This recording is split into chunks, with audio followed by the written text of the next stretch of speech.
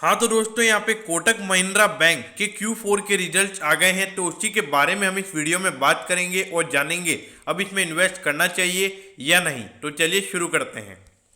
तो देखिए दोस्तों, अगर सबसे पहले अगर हम क्वार्टर ऑन क्वार्टर यहाँ पे बैंक के नेट इंटरेस्ट इनकम की बात करें तो पिछले क्वार्टर के कंपैरिजन में यहाँ पे बैंक की नेट इंटरेस्ट इनकम 7.9% बढ़कर 3843 करोड़ हो गई है।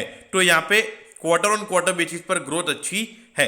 लेकिन इसके बाद अगर हम क्वार्टर ऑन क्वार्टर बेसिस पर कंपनी का प्रॉफिट देखें, मतलब बैंक का प्रॉफिट देखें, तो 32.7% का यहाँ पे कंपनी का प्रॉफिट बढ़कर 1682 करोड़ हो गया है। तो यहाँ पे क्वार्टर ऑन क्वार्टर परफॉर्मेंस तो अच्छा है, लेकिन अगर हम यहाँ पे नेट इंटरेस्ट इनकम को अगर हम क्वार्टर ऑन क्वार्टर नहीं ईयर ऑन ईयर बेसिस पर अगर हम देखें, मतलब पिछले साल के जनवरी से मार्च वाले क्वार्टर से अगर हम कंपेयर करें तो वहां पे बैंक की नेट इंटरेस्ट इनकम 0.8% गिरकर 3843 करोड़ हो गई है। देखिए यहाँ पे क्वार्टर ऑन क्वार्टर मैंने गलती से लिख दिया है, तो थोड़ा जल्दबाजी में गलती से लिखा गया था, तो I am really sorry for that.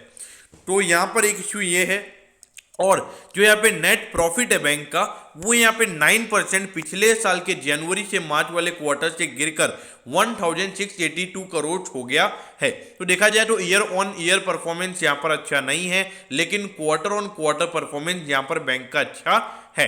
अब देखिए ईयर ऑन ईयर प्रॉफिट क्यों गिरा है, उसका मेन कारण है वो ये है कि जो बैंक के प्रोविजंस हैं वो 181% बढ़ गए हैं। मतलब अगर पिछले साल बैंक ने 100 रुपए का प्रोविजन बनाया था तो अभी 281 रुपीज का यहाँ पे प्रोविजन बनाया है, और जो टोटल प्रोविजन है वो है 1179 करोड़ का।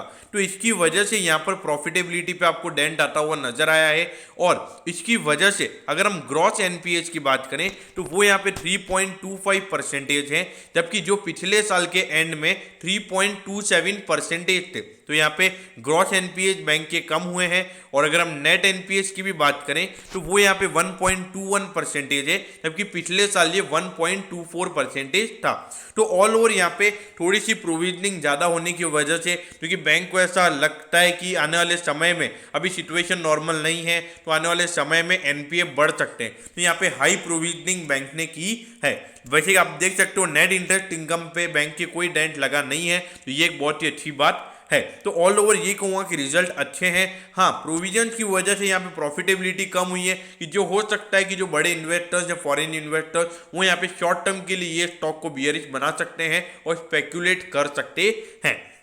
अब यहाँ पर अगर डिविडेंड की बात करें तो 0.9 रुपीज़ का यहाँ पे इन्होंने डिविडेंड रिकमेंड किया है। मतलब अगर आपके पास 100 शेयर है तो आपको 9 रुपीज़ का डिविडेंड यहाँ पर मिलेगा।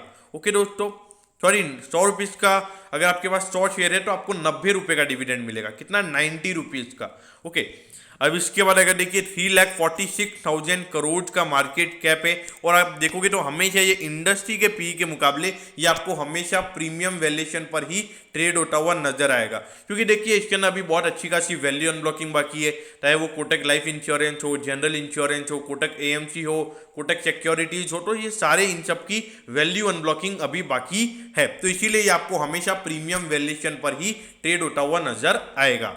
अब यहाँ पर अगर आप देखोगे तो पिछले 4 साल से लगातार मतलब कंसिस्टेंट यहाँ पे रेवेन्यू हमको बढ़ता हुआ नजर आया है, और अगर हम प्रॉफिटेबिलिटी की भी बात करें तो पिछले 4 साल से लगातार कंसिस्टेंट ग्रोथ यहाँ पे प्रॉफिटेबिलिटी में भी हमको नजर आया है। देखिए एक बार क्वार्टर ऑन मतलब ईयर ऑन ईयर यहाँ पे थोड़ी सी डेंट जरूर लगा है, लेकिन देखिए बैंक की नेट इंटरेस्ट इनकम में कोई भी डेंट नहीं लगा है, वो एक बहुत बड़ा फैक्टर रहता है अगर किसी भी बैंक का परफॉर्मेंस अगर कम हो रहा है तो।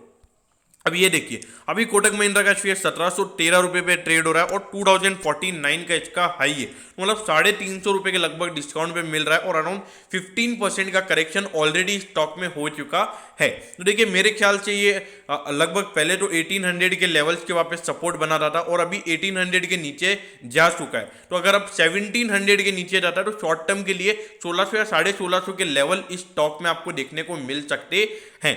लेकिन यहाँ पे जो लॉन्ग टर्म इन्वेस्टर्स हैं उनके लिए बहुत अपॉर्चुनिटीज रहेंगी। ये स्टॉक जितना गिरता है मेरे ख्याल से आपको इसको बाय करते रहना चाहिए, और हाँ जिन्होंने पहले से इन्वेस्ट कर रखा है बने रहिए। अगर बाई चांस लॉस में हो तो मेरे ख्याल से एवरेज करने का बहुत ही बढ़िया मौका है, इस अपॉर्चुनिटी को आपको नहीं गंवाना चाहिए। तो दोस्तों मैं होप करता हूं कि आपको इसके Q4 के रिजल्ट्स के बारे में सब कुछ पता चल गया होगा। अगर आपकी कोई भी क्वेरीज हैं तो आप कमेंट कीजिए, मैं ज़रूर आपके कमेंट पर रिप्लाई करूंगा। ओके दोस्तों, thank you, have a nice day.